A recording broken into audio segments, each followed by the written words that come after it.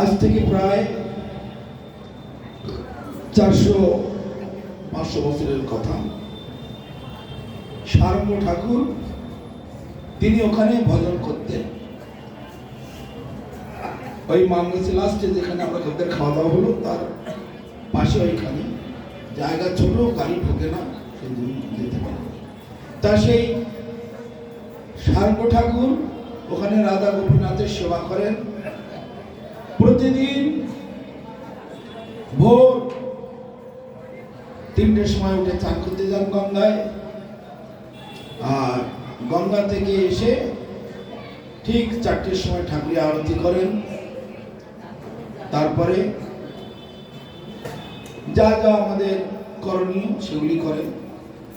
আরতি হলো, ভোগ দেওয়া হলো, তারপরে আবার সকালবেলা যা সভা থাকে, মন্দির মার্জন করা, পূজার বাসন আদি ধোয়া মাজা করা, এইসব নিত্য সেবা যেগুলি করতে থাকে।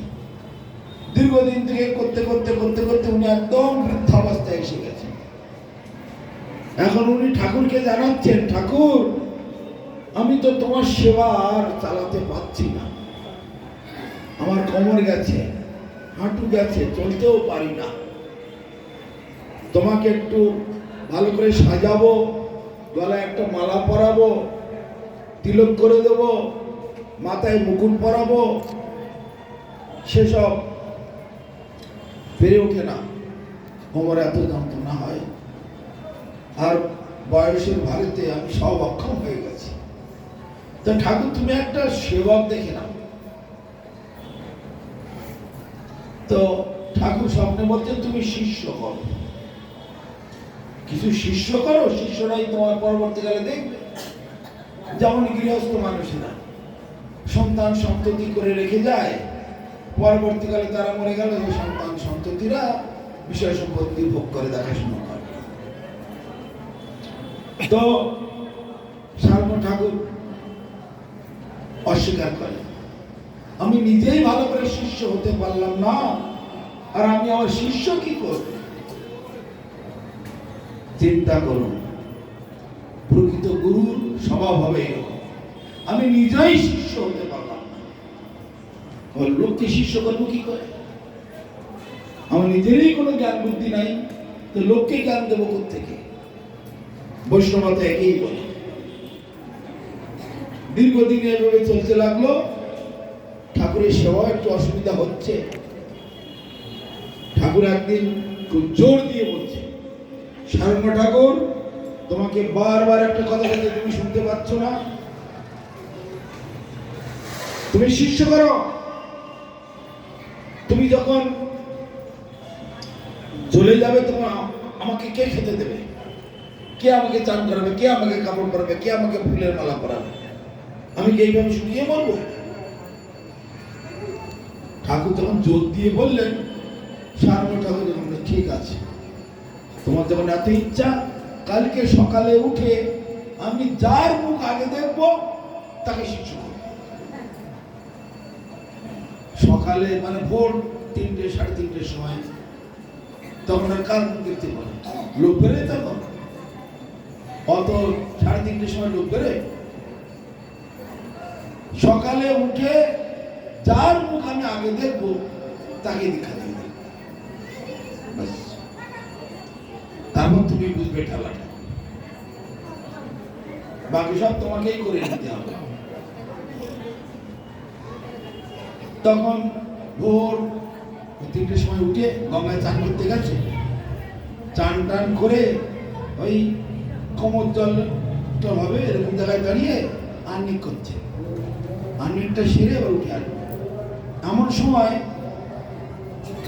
একটা সাপে কাটা রোগী ভেলায়, কলা গাছের ভেলার উপরে ভাসতে ভাসতে এসে তার গায়ে এসে ঠিক আছে,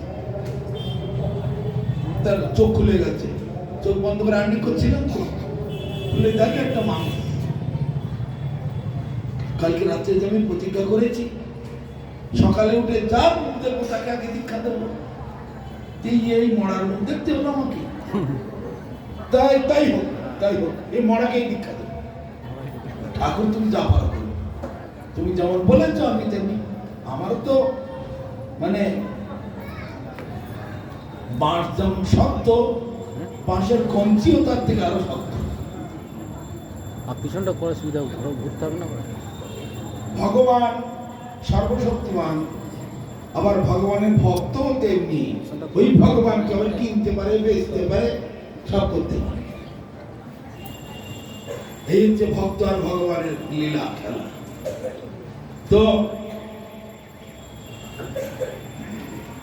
তখন সেই আনি ওখানে থাকলো, আগে যার মুখ আগে দেখবে তাকে দীক্ষা দেবো, সঙ্গে সঙ্গে তার সেই মরার খানেই দীক্ষা দিল। হরিনাম মন্ত্র দিয়ে দিলেন মরার খানে। দীক্ষা দিয়ে তারপরে মরাটাকে নিয়ে কি করে ওই ঘাটের উপরের দিকে তুলে ওখানে রেখে দিয়েছে। যার মুখ আগে দেখবো তাকে দীক্ষা দেবো, মরাকে দীক্ষা দিয়ে দিল। দিয়ে বাকি আমিটা সেরে টেরে এবার উঠছে, তখন দেখি মরা একটু নড়াচড়া করেছে, একটু নড়াচড়া করছে। তার মানে তার দৃঢ় বিশ্বাস হরিনাম মানে হচ্ছে সাক্ষাৎ ভগবান।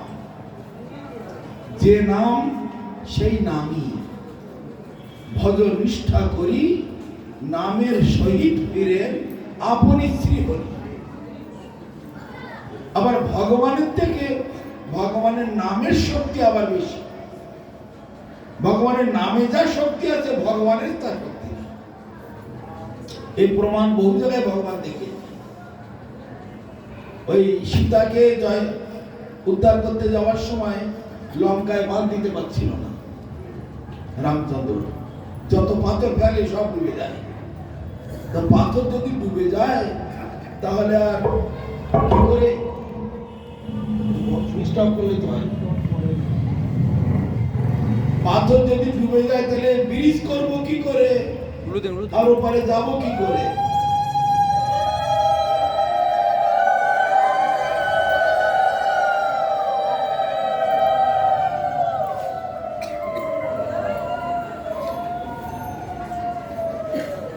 তখন রামচন্দ্র বড় দুশ্চিন্তায় পড়েছেন।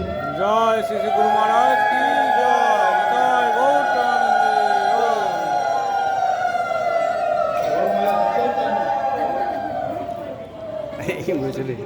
ব্রিজ করতে পারছে না, বানর সেনারা যত পাথর আনছে সব ফেলছে, সব ডুবে যাচ্ছে।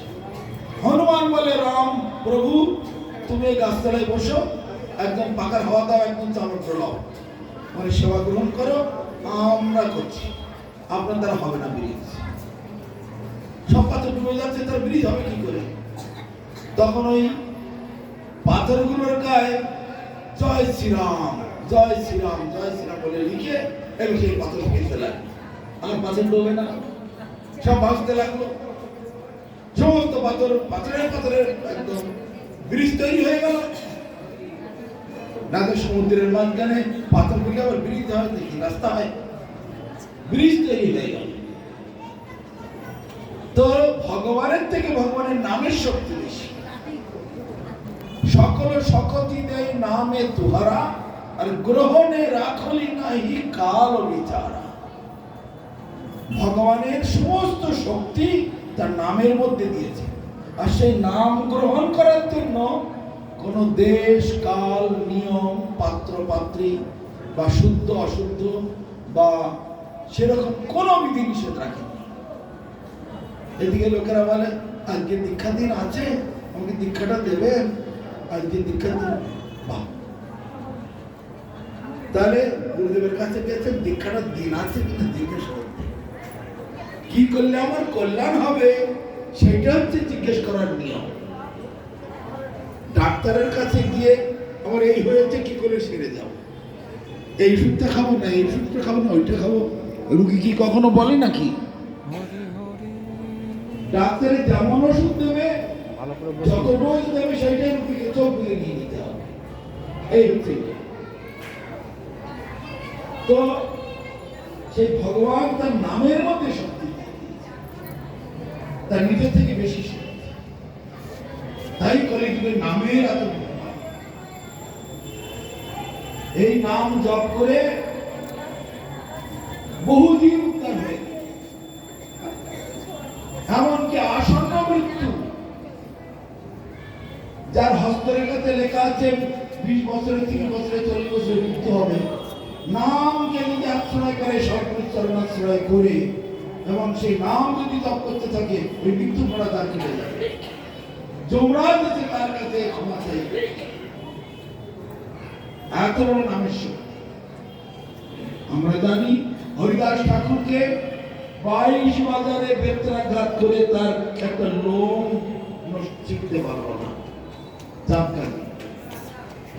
22 বাজারে মার, এমন মার মারবে এক বাজারেই যেন শেষ হয়ে যায়, কিন্তু 22টা বাজারে তাকে পেটানো হবে। তবু যেমন হরিদাস তেমনি প্রহ্লাদ মহারাজকে কত রকম ভাবে চেষ্টা করা হয়েছে, কিন্তু সে নামকে আশ্রয় করেছিল। আগুনে পোড়াতে পারলো না, জলে ডোবাতে পারলো না, সাপে কামড়াতে পারলো না, পাগলা হাতির পায়ের তলায় দিয়ে কিছু হলো না, দুধের মধ্যে বিষ মিশিয়ে খাওয়ালো তাতেও কিছু হয় না, তারপরে পাহাড়ের মধ্যে ফেলে দিল কিছু হয় না, তরবারে দিয়ে কোপ মারলো, তরবারি ভেঙে গেল, তা প্রহ্লাদের কিচ্ছু হলো না। নামকে আশ্রয় করে আছে। কিন্তু এই হতভাগা জীবেদের সে নামে অত রুচি নাই, নামেতে বিশ্বাস নাই, এই জন্য এত দুর্দশা। এত শক্তি নামের বহু বহু প্রমাণ আছে, একেবারে এই যুগে বাস্তব প্রমাণ, কিন্তু অনেক সময় দরকার। বলবো কখন?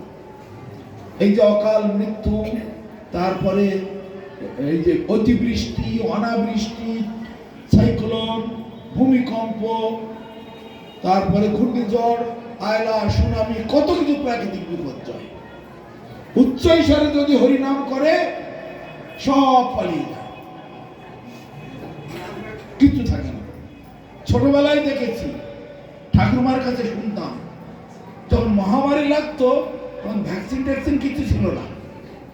সারাদিনের কাজকর্ম সেরে লোকেরা এসে সন্ধ্যেবেলা কলকাতা নিয়ে পাড়ায় কীর্তন করতে বেরোতো মহামারী ঠান্ডা করার জন্য। এখনো পর্যন্ত যারা বৃদ্ধ বয়সের লোকটোক আছে তাদের কাছে জিজ্ঞেস করে পাওয়া যায়। কলকাতা নিয়ে সব দল বেঁধে কীর্তন করতে বেরিয়েছে, নগর কীর্তন, মহামারী তাড়াবার জন্য। আর এখন ভ্যাকসিন দিয়েও তাড়াতে পারছে না, লক্ষ লক্ষ লোক মরে যাচ্ছে। তা নামের এত শক্তি, যিনি এই শক্তিকে উপলব্ধি করতে পেরেছেন বা নামে বিশ্বাস রাখতে পেরেছেন, তার আর কোনো ক্ষতি হবে না। তাই শাস্ত্রেতে বলছে, সর্বরোগ উপশমম, সর্ব উপদ্রব নাশনম, শান্তিদম, সর্বরিষ্ঠানম, শ্রীহরের নামানুকীর্তনম। সমস্ত রকমের রোগ ব্যাধি থেকে মুক্তি লাভ করবে যদি নামকে আশ্রয় করে। সর্ব উপদ্রব নাশনম, যত রকমের উপদ্রব আছে, সংসারবদ্ধ জীব, তাদের ভাই ভাই ঝগড়া, বৌমা কথা শোনে না, ছেলে মদ খেয়ে এসে ঝামেলা করে, পাড়া প্রতিবেশীর সঙ্গে ঝগড়া, নেতাদের সঙ্গে ঝগড়া, শরীকে শরীকে ঝগড়া, কত ঝামেলা, আবার নিজেদের দেহে কষ্ট। কিন্তু যদি উচ্চ ঈশ্বরে হরিনাম করে, নামকে আশ্রয় করে, তাহলে আর কোনদিন নয়। কিছুদিন আগে আমফান ঝড় হয়েছিল, আমফান, তাই না? মনে আছে না? এক বছর ওদের করোনার সময় হয়েছিল সম্ভবত। আমফান ঝড়ের সময় ভয়ঙ্কর ঝড় আসছে, তো চারিদিক থেকে অনেক ফোন এসেছিল। আমি বলে কোনো চিন্তা নেই, উচ্চ ঈশ্বরে হরিনাম করবে, আর বাড়িতে যদি কতাল টতাল থাকে, কাঁসু টাসু থাকে, তাই বাজাবে, আর শাঁখটাকে একটু বাজাবে, আর হরিনাম জোর করে করে করবে। তো যারা যারা করেছিল তাদের সকলের ঘর রক্ষা হয়ে গেছে। মেদিনীপুরের, দক্ষিণ 24 পরগনার, তারপরে আরো বহু জায়গা, তারা ফোন করে জানাচ্ছে 1 ঘন্টা ঝড় হয়েছিল, 1 ঘন্টা পরে তারা সব জানাচ্ছে আমার পাশের বাড়ি নতুন ঘর পড়ে গেল, আর আমার ভাঙা ঘর এখনো আছে। আপনি বলেছিলেন হরিনাম করেছি, আমার ঘর পড়েনি। বহু জায়গা থেকে এরকম। তা নামের শক্তি, আগে আমাদের স্কুল কলেজ সমস্ত বিদ্যালয়েতে এ ধরনের শিক্ষা ছিল। এখন যেসব শিক্ষা বেকার শিক্ষা, এই শিক্ষার যে শিক্ষায় আমাকে বাঁচাবে না, আমার কোনো মঙ্গল করবে না, ওই শিক্ষার আমার কি দরকার? আগে গীতা, ভাগবত, রামায়ণ, মহাভারত, বেদ, বেদান্ত, উপনিষদ, পুরাণ, সংহিতা এইসব পড়ানো হতো, শাস্ত্রের পাঠ্যপুস্তক। এখন নেতারা বলে কি ওইসব পড়িয়ে কি ঘন্টা বাজাবে, ঘন্টা বাজাবে, করে কি হবে? দেশের উন্নতি কি হবে? তাহলে তখন এত সব শাস্ত্র পড়ানো হতো, শাস্ত্র সম্পর্কে সকলের জ্ঞান ছিল। এখন সম্পূর্ণরূপে বিলুপ্ত হয়ে গেল। এই মানুষ এই করেছে, ভগবান তার করে দেয়নি। মানুষ নিজের মঙ্গল নিজেই বোঝে না। তা সে নামের এত শক্তি, ওটা সারঙ্গ প্রভু জানতেন, সারঙ্গ ঠাকুর। এই নাম ওর ভিতরে কাজ যদি কাজ করে, ভগবান যদি চায়, যে নাম সেই নামই, নামই মানে যার নাম। অতএব ভগবানের নাম, ভগবান যদি চায় এ ঠিক হয়ে উঠবে। আর আমি তো প্রতিজ্ঞা করেছি, আর ভগবান বলেছেন আমি প্রতিজ্ঞা করেছি, ঠিক আছে তুমি আদেশ করেছো আমি দীক্ষা দেব, শিষ্য করব, বাঁচুক না বাঁচুক তুমি জানো। ভগবান দেখছে আমার ভক্ত প্রতিজ্ঞা করে ফেলেছে, যদি এখন আমি না রক্ষা করি আমারও মান গেল, ভক্তেরও গেল। অভিমন্যু যখন বধ হলো কুরুক্ষেত্রের যুদ্ধের সময়, অর্জুন রেগে মেগে একবারে প্রতিজ্ঞা করে বসলো, আগামী করলো সূর্য উদয় থেকে অস্তের মধ্যে যদি আমি জয়দ্রথকে বধ করতে না পারি, তাহলে আমি অগ্নি সমাধি নিয়ে নেব, মানে আগুনেতে ঝাঁপ দেব। বাস, ভগবানের প্রিয় বন্ধু পাণ্ডবগণের মধ্যে তথা কুরুক্ষেত্রের যুদ্ধের মধ্যে সর্বশ্রেষ্ঠ ধনুর্ধর অর্জুন এইরকম প্রতিজ্ঞা করে বসেছে। এখন ভগবানের মাথায় ঝামেলা হবে, তাই তো তোমরা সব ক্ষত্রিয়ের দল যখন তখন একটা করে প্রতিজ্ঞা করে বসবে, বিচার ভাবনা কিছু নাই, এখন আমাকে এই পুরোপুরি এখন সামলাতে হবে। ভগবান মাথা চুল করছে, আর তার যেমন তার তাবেদারি করছেন, গাড়ি চালিয়ে দিচ্ছে, সব করে যাচ্ছে। কিন্তু ভগবানের এখন মাথায় বোঝা চেপেছে। অর্জুন প্রতিজ্ঞা করে বসেছে, সূর্য উদয় থেকে অস্তের মধ্যে জয়দ্রথকে বধ করব, তাই যদি না পারি আমি আত্মহত্যা করবো আগুনের মধ্যে। এইবার ভগবানের আর খাওয়া দাওয়া চলে গেছে, কিন্তু তিনি ভেতরে ভেতরে ভগবানের থেকে বড় বুদ্ধি আর কার হবে, আর কার কি হতে পারে? তো তখন তিনি মায়া বিস্তার করলেন, এমন ভাবে যোগমায়া, ভগবানের যত লীলা যোগমায়াকে দিয়ে বিস্তার করেন। আর যোগমায়ার বাইরের প্রকাশ, বহিঃপ্রকাশ, সেটা হচ্ছে মহামায়া। মহামায়া মানে মহামিথ্যা। আর সেই মহামিথ্যাকে এই সব জগতের লোকেরা তাকে পুজো করবে, আর মহাসত্য তাকে পুজো করবে না। দূর, ও পুজো করা যাবে না, ওই বৈরাগীদের কথা শোনা যাবে না, ওরা ভালো না। কেননা ওই ঠাকুরের পুজো করলে মাছ খাওয়া যাবে না, মাংস খাওয়া যাবে না, পেঁয়াজ রসুন খাওয়া যাবে না, একাদশী করো, নানান ঝামেলা, ওসব ভালো না। আমরা রামকৃষ্ণ মঠে দীক্ষা দিই, আমরা রামকৃষ্ণ মঠে, আমরা ও ঠাকুরের, আমরা তো মহর্কি সামান্য খাওয়ার লোভে ওই মিথ্যাকে নিয়ে পড়ে থাকবে, তার সত্যের দিকে যাবে না। এই হচ্ছে মানুষের স্বভাব। তো যোগমায়ার দ্বারা ভগবান লীলা বিস্তার করে থাকেন, যত কিছু লীলা। আর যোগমায়া আবার কে? রাধারানীর অঙ্গ থেকে উমা, রমা, সত্তা, সতী, চন্দ্রা, রুক্মিণী, যোগমায়া আদি যা কিছু রাধারানীর অঙ্গ থেকে সব উৎপত্তি হয়েছে। আর তার ছায়া শক্তি হচ্ছে এই মহামায়া। অর্থাৎ কায়া মানে শরীর, তিনি খাবার চাচ্ছেন, তাকে দিচ্ছেন, আর ছায়াকে দিচ্ছে। ছায়া কখনো খেতে পারে? তা যাই হোক, মানুষের দুর্বুদ্ধি। তো ভগবান তখন মায়া বিস্তার করলেন, করে কি করলেন, এমন ভাবে যোগমায়াকে ইশারা করে দিলেন, ঠিক বেলা 12টা-1টার মধ্যে সন্ধ্যাটা যেন হয়, সূর্য যেন অস্ত যায়। কিন্তু 12টার সময় যদি সন্ধে হয়ে যায়, এই এত তাড়াতাড়ি সন্ধে হলো কি করে, সবাই বলবে। কিন্তু যোগমায়াকে বলে দেওয়া আছে, এমন ভাবে তুমি পরিচালনা করবে কেউ যেন বুঝতে না পারে যে 12টার সময় সন্ধে হয়েছে।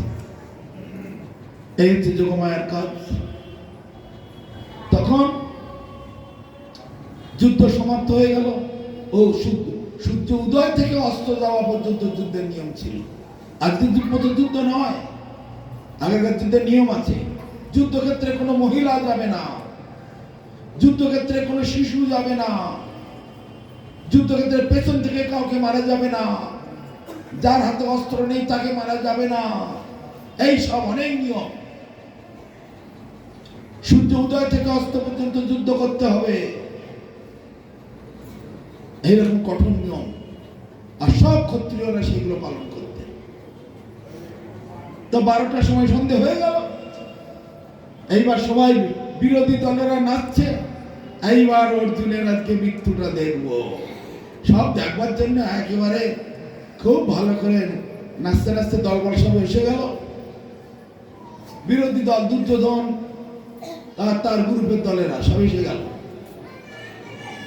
জয়দ্রথ, যার কারণে অভিমন্যু বধ হলো, সে জয়দ্রথ এসে গেছে। সন্ধ্যে হয়ে গেছে, খালি হাত, অস্ত্র শস্ত্র কিচ্ছু আনেনি। মানে মৃত্যুটা দেখবো তো না, কেমন করে মরে, এত বড় ধনুর্ধর। পাণ্ডবদের একটা তো মেরেছি, এবার এটা মরবে, আর একটা করতে করতে সব মেরে ফেলে দেবো। বাস আগুন দাউ দাউ করে জ্বলছে। এইবার মৃত্যুর জন্য রেডি হচ্ছে, সব দেখবার জন্য একেবারে চারিদিকে হাজার হাজার সব রেডি হয়ে গেছে লোকজন। পাণ্ডবদের মধ্যে সবাই একটু অর্জুনকে যারা ভালোবাসে কান্নাকাটি করতে আরম্ভ করেছে। এমন সময় ভগবান কি করলেন, যোগমায়াকে আবার ইশারা করে দিলেন, তুমি সকলের মধ্যে এই বুদ্ধিটা দিয়ে দাও। সবে মাত্র তো 12টাই বাজলো, একটা মেঘ এসে একটু সূর্যকে আড়াল করে দিয়েছিল, তাতেই আমরা কেন সন্ধে বলে ভেবে নিলাম। যোগমায়া এই বুদ্ধিটা সকলের মাথায় ঢুকিয়ে দিল। এই তো সবে যুদ্ধ খেয়ে দিয়ে যুদ্ধের ক্ষেত্রে নামলাম, এই 6 ঘন্টার মধ্যে, 6টার থেকে যুদ্ধ আরম্ভ হয়েছে, 6 ঘন্টা মানে তো 12টা বাজবে, ঠিকই তো আছে। এখন তো সন্ধ্যে 6টা হবার কথা নয়। এখন মেঘ এসে ঢেকে দিল, তাতে আমরা সন্ধ্যে ধরে নিলাম। যোগমায়া এরকম ভাবেতে কৌশল করে লোকের মাথায় ঢুকিয়ে দিল। এইবার সেই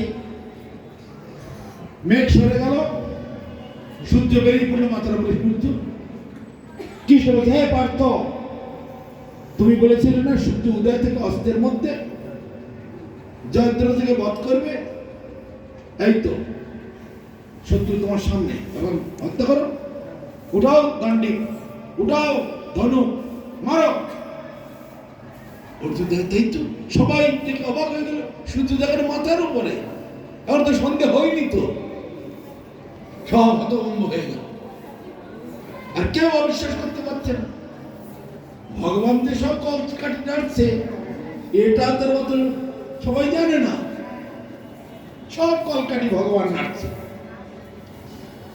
তখন অপোজিট পার্টিরা অবজেকশন করছে, না অস্ত্রহীনকে মারা এটা নিয়ম নয়, তারপরে যুদ্ধের ড্রেস পরা নেই, এই অবস্থায় মারা যাবে না, এসব তো যুদ্ধের নিয়ম। তখন কৃষ্ণ তো এই পক্ষের উকিল, আর ওদিকে শকুনি ওই বিরোধী পক্ষের উকিল, দুই পক্ষে দুই উকিল তো না। আর জজ সাহেব হচ্ছে অন্ধরাজা ধৃতরাষ্ট্র।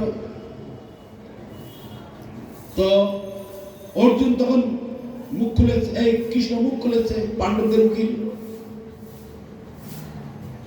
বিনা অস্ত্র যার কাছে তাকে মারা যাবে না, খুব ভালো কথা। তো অভিমন্যুকে যখন বধ করেছিলে, তখন একজনের সঙ্গে একজনকে যুদ্ধ করতে হবে, একটা লোককে মারার জন্য একের অধিক লোক তাকে মারা যাবে না। একের অধিক একজন বহু লোককে মারতে পারো, কিন্তু বহু লোক মিলে একজনকে মারা যাবে না যুদ্ধক্ষেত্রে, এই নিয়ম। তোমরা 7 জনই কেন একজনকে মারলে? আর একটা বালককে, সে উঠতি যৌবন, তার 16 বছর বয়স, সবে মাত্র সে যৌবনে পদার্পণ করেছে, একজনের সঙ্গে একজন মারবে, 7 জনে তোমরা ঘিরে মারলে কেন? তখন তোমাদের আইন কোথায় ছিল? অতএব ঠিক আছে অর্জুন, তুমি মারো, ওরা যেমন আইন ভেঙেছে আমরাও আইন ভাঙতে পারি। যেমন আমেরিকা ভারতীয়দের বের করে দিচ্ছে, তেমনি সঙ্গে সঙ্গে ভারত রাস্তা পেয়ে গেল, তাহলে আমরাও বিদেশিদের বের করে দেবো। পাকিস্তানের লোক চলে যাও, বাংলাদেশের লোক চলে যাও, সব নিয়ে যাও। তোমরা যেমন দেখিয়ে দিচ্ছ আমরা তেমনি দেখা করবো, এইরকম। তখন অভিমন্যু বধ, এই জয়দ্রথ বধ হয়ে গেল। সব ভগবানের কলা কৌশল। তাই ব্রহ্মা যখন দেখছেন বিশ্ব ব্রহ্মাণ্ডের চিত্র, দেখছেন একমাত্র ভগবান সবকিছু, ঈশ্বর পরম কৃষ্ণ সচ্চিদানন্দ বিগ্রহ, অনাদির আদির গোবিন্দ, সর্বকারণ কারণম। সমস্ত কারণের মূল কারণ হচ্ছে তিনি। তাই সেই সারঙ্গ ঠাকুর তখন সেই মরাটাকে মন্ত্র দিয়ে দিলেন, ভগবান সর্বশক্তিমান, আর ভগবানের দিকে তার মন্ত্রে